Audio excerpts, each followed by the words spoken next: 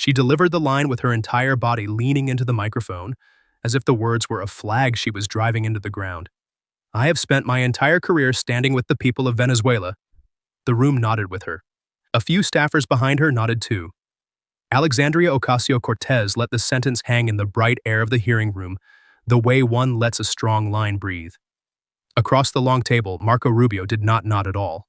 He simply wrote one short word on a yellow pad, set his pen down beside it, and looked up at her over the rims of his glasses with an expression that was almost gentle, almost sad. The look of a man who had heard that exact sentence before, spoken in a different language by people who meant it more than she did. In about 20 minutes, that sentence was going to return and end her mourning, because a man whose mother had cleaned hotel rooms to escape a country exactly like the one she was discussing was going to ask her to do one simple thing. He was going to ask her to say one name, just one. And in a packed room on 3 networks with the camera's red lights steady and unblinking, she was not going to be able to do it. To understand how that single proud sentence became the longest silence of her career, you have to go back roughly 20 minutes to the moment when she still believed she had come here to win. The hearing room was fuller than the schedule warranted that morning. Word had spread through the building that the Secretary of State was coming to the House side to take questions on Venezuela. And word had spread further that the gentlewoman from New York had specifically requested time. The press table stood 3 deep along the back wall. The gallery was packed shoulder to shoulder. Overflow spectators stood along the side rail where the marshals usually kept the aisle clear. Somewhere in the 4th row in a plain gray cardigan, holding a folded program tightly in both hands, sat an older woman nobody was paying attention to yet, though by the end of the morning, the entire country would know her face. Ocasio-Cortez arrived the way she always arrived, as if the room owed her something and she had come to collect. She set her binder down with soft, deliberate weight. She squared a thin stack of printed pages at her elbow, papers she had brought with her, the secretary's own past words highlighted in yellow, ready. She adjusted her microphone an inch closer to her mouth. She looked across the table at the man the cameras had come for and decided, the way she always decided, that she understood him completely. Because here was the thing she believed about Marco Rubio, and she believed it all the way down. She believed he was a sellout. She believed he was a man who had once cared about Venezuelan immigrants and then traded them for a seat at a powerful table. And she had come this morning to prove it in front of the country. She had the receipts. She had his record on protected status for Venezuelan migrants, the program he had helped end. She had it highlighted. She thought it was a gun. When the chairman gave her the floor, she took it like a woman claiming the last word in an argument she had been winning for years. Thank you, Mr. Chairman. Secretary Rubio, I want to start by being very honest about what this hearing is and is not. She let her voice find its pulpit. Because I think the American people are tired of theater. I think they're tired of men in expensive suits using the language of freedom to describe policies that in practice starve children. So let's not do the theater today. A small sound moved through the gallery, not quite agreement, something waiting. You have spent the better part of this year talking about the suffering of the Venezuelan people, she went on, warming now, the cadence rolling. And I find that interesting. I find it interesting because the people doing the most damage to ordinary Venezuelans, the people starving them of food and medicine, are not in Caracas. Some of them are in this very building. Some of them are sitting at that table. She let it land. There are people in this country who have never had to flee anything in their lives. People who have never known what it is to be hungry or stateless or afraid. And those are exactly the people who treat the suffering of brown families south of our border as an abstraction, as a talking point, as a prop. She said it to a man whose mother had scrubbed toilets in a Miami hotel so her children would never be hungry, in a country that took your children when you complained. She said it to his face, and she did not know it, and she would not know it for another 15 minutes. If your jaw tightened a little just now, do me a favor and hit that like button, because she said every word of that on purpose, and she meant it, and you're going to want to be here for what he does with it. Let's keep going.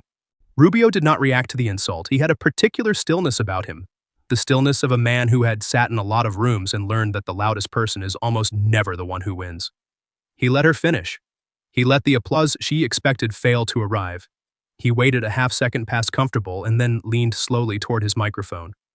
The first thing he did was thank her. "Congresswoman, thank you," he said. "I mean that." That was a passionate statement, and I don't doubt the passion behind it. He took his glasses off, folded them, and set them on the table. "I'm going to try to keep my part of this simple. I'm not here to give a speech about freedom. You're right that there's been too much of that.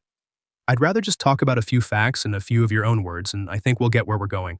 By all means, Secretary, she said, and there was a thin smile on her now, the smile of someone who thinks the other person has just walked into the open. Let's talk about my words. I stand behind every one of them. I'm glad to hear that, Rubio said. Hold on to that you stand behind them.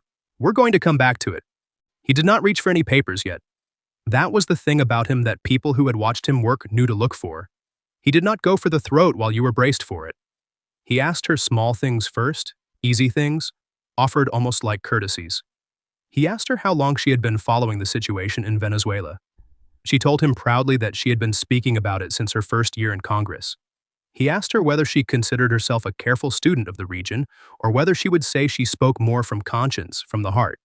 She said she spoke from both, and that she did not see the contradiction, and that she would not apologize for caring. No, ma'am, nobody's asking you to apologize for caring, Rubio said. I want to be real clear about that. Caring is not the problem here. He folded his hands. I just want to understand the shape of what you care about, because there's caring, and then there's the question of who you let yourself be angry at, and those aren't always the same thing.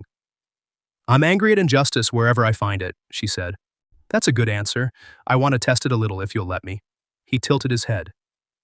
When the president recognized the opposition leader in Venezuela years back, the man the rest of the free world recognized too, you went on the record. Do you remember what you called it? I called it what it was, she said. An overreach. An example of the same imperial reflex that has destabilized that entire region for a century. Imperialism, that was the word. Rubio nodded as if he were simply keeping the record straight. So the man trying to hold an election, that was imperialism. I just want to make sure I've got the categories right in my head, because I'm a simple guy and I get lost. The election, imperialism. And the man who refused to release the results of his own vote. What was the word for him? I have condemned anti-democratic actions on all sides. All sides. He let that one breathe a second. You keep finding the plural, Congresswoman. All sides. Both, the region, the dynamics. Real big words, all of them. Room enough for a lot of people to hide in. So let me ask you something plain. Something small enough that even I can follow it. In all the years you've been speaking about Venezuela, from the heart, from conscience, all of it, have you ever once, on a camera or in print, called the man who ran that country a dictator? The room went quiet in that specific way a room goes quiet when everyone wants the answer and is a little afraid of it. I have consistently opposed authoritarianism in all its forms, she said. That's not what I asked, Congresswoman. I asked about one man, one name. Did you ever call him a dictator? I oppose the anti-democratic actions of his government, including refusing to release election results. His government. Rubio nodded slowly, like a man who had just been handed exactly what he ordered at a diner and wanted to look at it a second before he ate. His government, not him. Okay, hold that too. You're holding a couple of things now. I hope they don't get heavy. And then he did the thing that nobody in the room saw coming, the thing that turned the whole morning because it was not a trap she could see closing. He did not pull out his own evidence and read it at her. He reached down instead into her side of the argument entirely. He picked up a single sheet of paper from his own folder and looked at it, and a small, almost admiring expression crossed his face. You wrote something a while back, he said, about this exact subject. And honestly, Congresswoman, you said it better than I ever could. So I don't want to read it at you in my flat little Miami voice, and have you tell me later I read it wrong or read it cold or twisted your tone. He slid the page across the table toward her gently, face up so she could see her own words. These are yours, your account, your name, your sentence. Would you do me the favor of reading it to the room yourself, just so nobody can say I put words in your mouth? She looked down at the page. And here's the thing you have to understand about why she picked it up. Because if you do not understand this part, you will think she was simply foolish, and she was not foolish. She was proud. The words on that page were words she believed. They were words she had said on television and defended on a dozen stages and never once been ashamed of. He was not handing her something embarrassing. He was handing her, she thought, her best material. He was inviting her to make her own case in her own voice, and she had spent her whole career being told her voice was her gift. So she did not see a trap. She saw a stage. She lifted the page and she read it aloud, and her voice was strong because she meant it. To actually address the asylum crisis, we must start with the U.S. foreign policy and global dynamics creating it. The broad Trump-Rubio sanctions have played a major role in driving millions of people out of Venezuela. Serious discussions about asylum seekers should address that. She set the page down and looked at him, almost triumphant, because she had just put her thesis on the record in her own words, exactly as she wanted it. Yes, I wrote that, and I stand by it. The sanctions you championed drove millions of people out. That is documented. That is real. Those are real families, Secretary, and you can make whatever face you'd like, but you cannot make them unreal. No, ma'am, Rubio said quietly. I'd never try to make them unreal. I know those families. He let that sit one beat. I want to thank you for reading it. You read it strong. You read it like you believed it. And I think you do. He leaned forward an inch. Now I just have one small request, and then I'll move on, I promise. You put two names in that sentence. You put my name in it. You put the president's name in it. Real specific. So I want you to take that same page and read me the part of it where you name the man those millions of people were actually running from. She looked at the page. The sentence is about sanctions, she said. I understand that. I'm asking you to find me the name, the man who ran the country they fled. Read me his name off your own page. His name isn't the point of the sentence. Senator, it's secretary now, but that's all right. He said it without any edge at all, which somehow made it land harder. And I hear you, that his name isn't in the sentence. That's actually my whole point, Congresswoman. You wrote a sentence about why 8 million human beings fled their homes, and you found room in it for two American names, mine and the president's. And you could not find room in it for the one man whose prisons they were running from. You read it out loud yourself just now, we all heard it. There's a lot of words on that page. His name is not one of them. The first laugh came then. It was not a big one. It rolled up out of the gallery, low and quick, and a man in the third row covered his mouth and lost the fight, and a marshal along the rail had to study the floor very hard. She put America's policy on the page and left the dictator's name off it, in her own words, and then read it out loud to a national audience without noticing what was missing. If that made you sit up, drop one word in the comments right now. Just one. Type the word receipts. Stay with me because this is where she fights back, and you need to see how hard she swings because she swings hard. Because Ocasio-Cortez was not a woman who lost a room quietly. She had been here before, she knew this terrain. And she did the thing she always did when the ground moved under her, which was to change what the fight was about entirely. I see what's happening here, she said, and her voice climbed, finding its old power because anger was a country where she had always felt safe. This is a performance. This is a man who is very good at this, turning a serious conversation about human suffering into a clip. So let's talk about names, Secretary, since you care so much about them all of a sudden. Let's talk about temporary protected status. Let's talk about the 500,000 Venezuelans who were living legally in this country, who fled exactly the regime you keep lecturing me about, and who you personally, in writing, told the Department of Homeland Security to send back. I have it here. She lifted one of her own highlighted pages now, and her hand was steady and the punch was real. You wrote that protecting them was, quote, contrary to the national interest. You championed these people for 15 years, and then the second it became politically useful, you signed them away. So don't sit there and tell me about who cares about Venezuelans. You had 500,000 of them safe, and you mailed them home. And give her this because it was real, it landed. The pens at the press table started moving fast. A young staffer behind her nodded hard twice. The woman near the front who had been laughing a second ago looked down at her hands because it was true. All of it on the public record. And for a moment, the whole current of the room reversed and ran back toward her. And she felt it, and she wrote it, and it held, and it held. And you could feel the old reflex moving through the room like a tide coming back in. Behind Rubio, an aide leaned in and whispered something against his ear, fast. 2 short sentences, a hand half-cupped to hide the mouth. The cameras caught it. Nobody could hear it. Rubio listened without turning his head and gave the smallest nod, and whatever it was, it did not change his face by a single degree. He just slid one of his own folders a 1/4 inch closer to his hand and left it closed. The room noticed. You could feel the room notice. Something was in that folder and he was not opening it, not yet. And the not opening built a pressure that no shouting could have built. It held for about 15 seconds and it might have held longer, but Rubio did not flinch, and he did not get defensive. And he did not do the thing the punch was built to make him do, which was argue about the policy and lose the room in the weeds. He let her finish. He let it land all the way. And then he did something quieter than anybody braced for. "You're right," he said. The room stopped. "You're right that I supported ending that program. And you're right that it was a hard call. And you're right that there are families it hurt. And I have thought about those families more than you will ever believe a man in an expensive suit thinks about anything." He said it flat and level and without 1 ounce of theater. And the flatness was worse than any shouting could have been.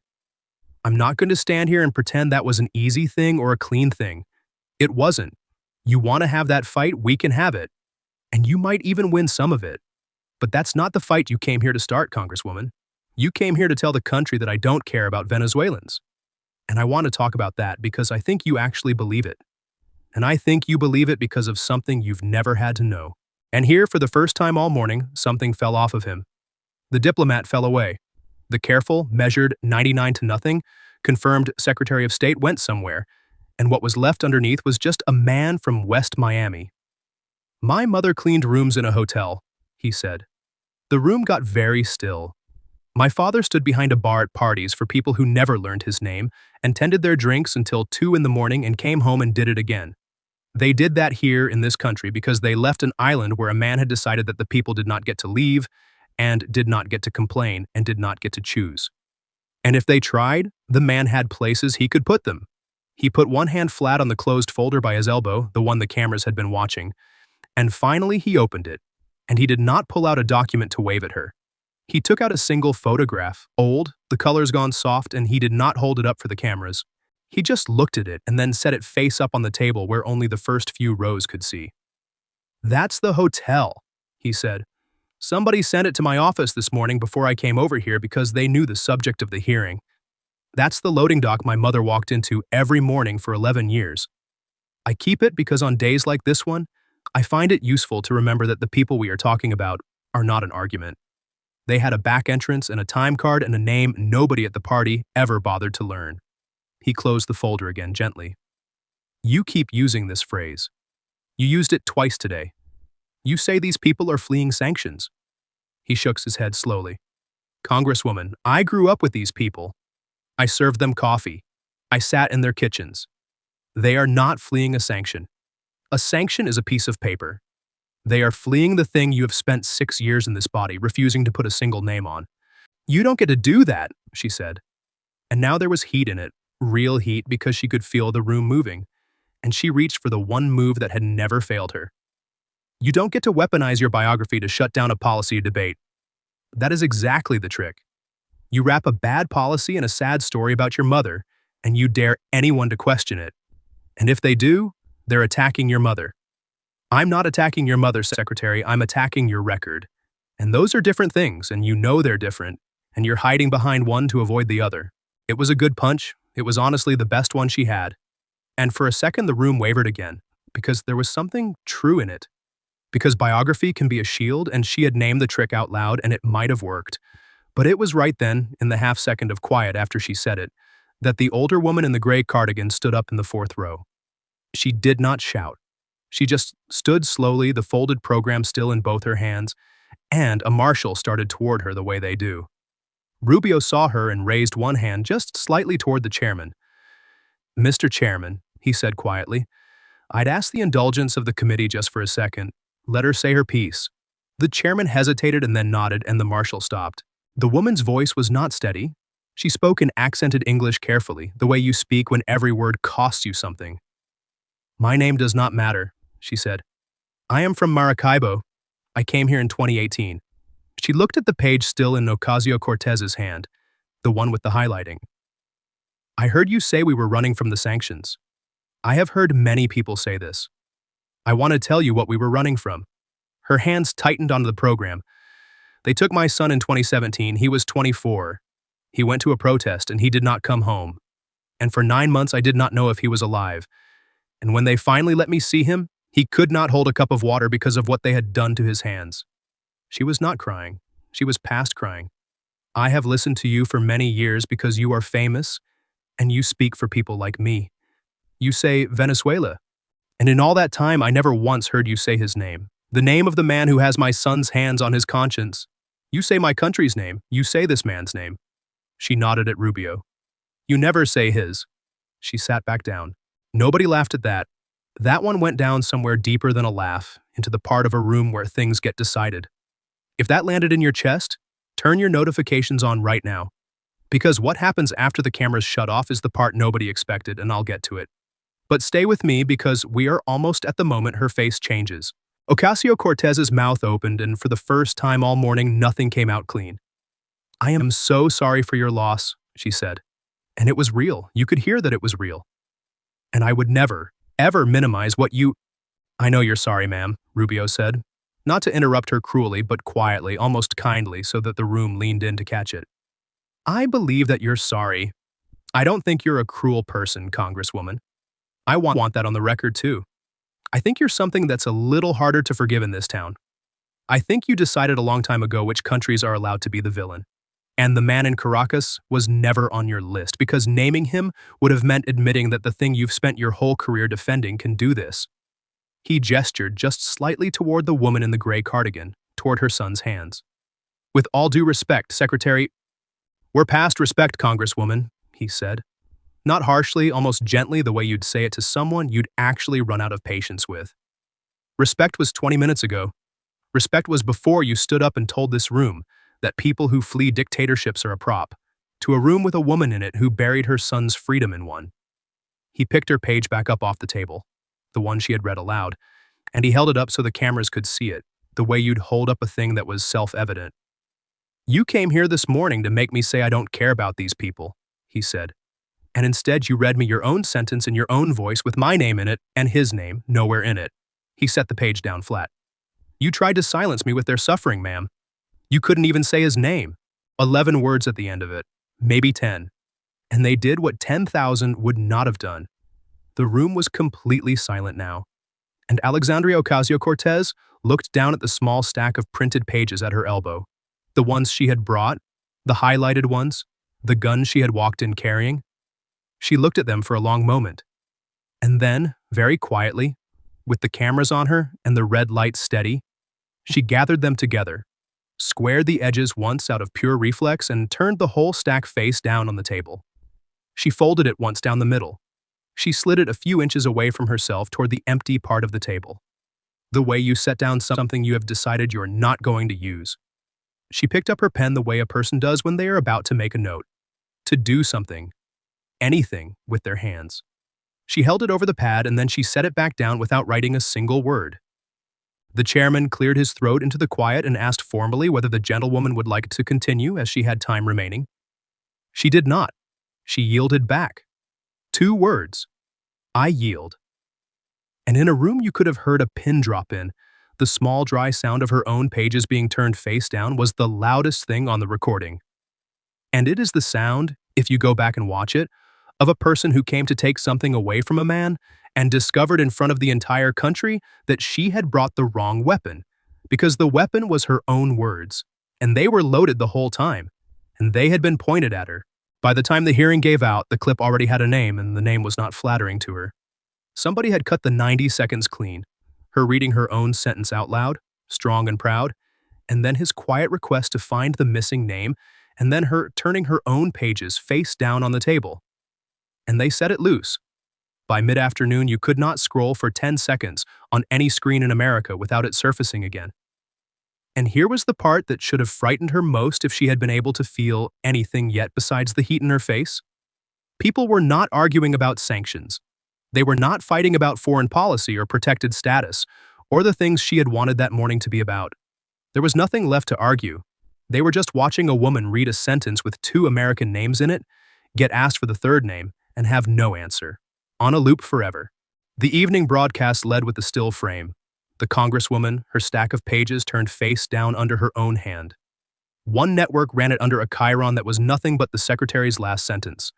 Plain white letters on a black field. No commentary added because none was needed.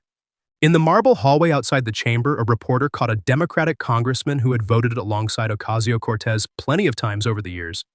He did not want his name used, and he glanced both ways down the corridor before he said it.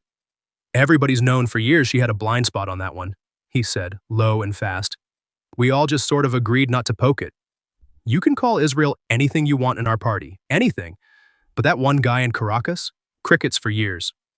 He shook his head. She finally got asked the question out loud, on camera, by the one man in Washington whose family actually lived it. There's no statement that fixes that. And he walked off before the reporter could get the recorder up. A young staffer who had been standing along the back rail told a friend about it on the phone that night. She worked for a Democrat, and she said she could not stop thinking about it, and she felt a little guilty saying so out loud. It was not the politics, she said. She did not care much about the politics, not after a 14-hour day. It was the sound of the pages going face down in a room that quiet. You could hear it, this small dry rasp of paper turning over, and then nothing at all. She said she would hear that nothing for a long time. She said it was the loudest quiet she had ever stood in, and that she had not been able to look at the Congresswoman afterward, and that she did not entirely know why. The woman in the gray cardigan from Maracaibo left the building slowly, alone, the folded program still in her hands.